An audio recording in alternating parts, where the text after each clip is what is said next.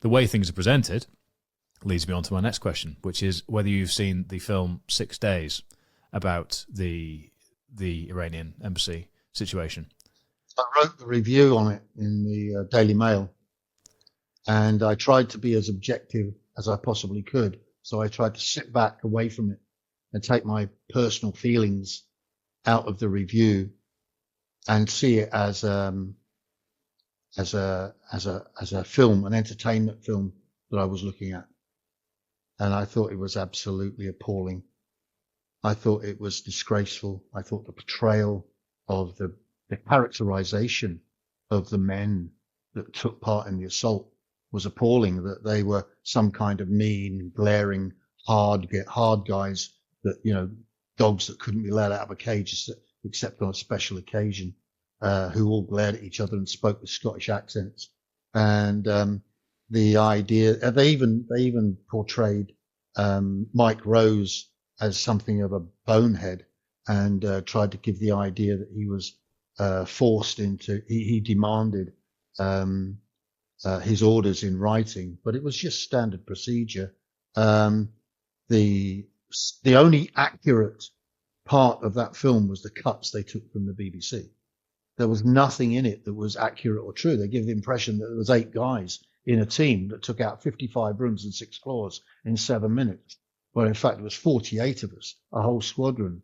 And so I regarded it in many ways as disrespectful to the people that did do it, the numbers that did it, and the whole of B Squadron that took part in that.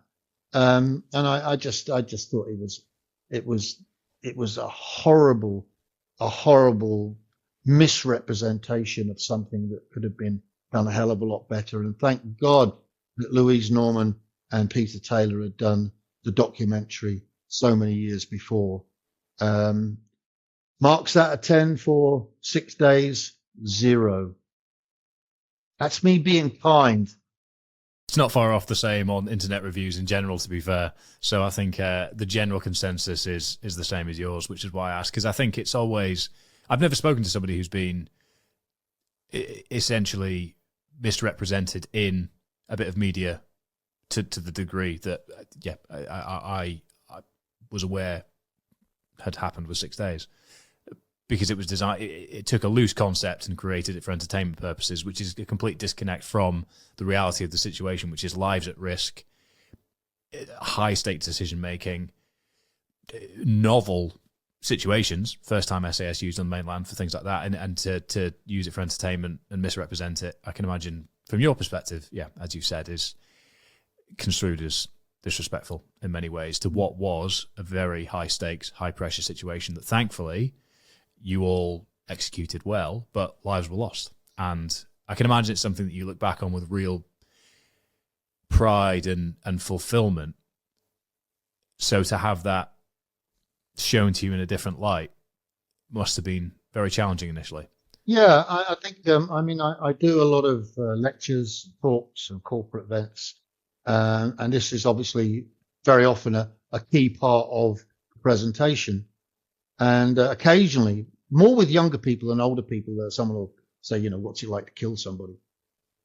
And I'll just change the direction completely and say, look, it's wonderful to be responsible for saving 19 people's lives and go down that path. Always go down that path.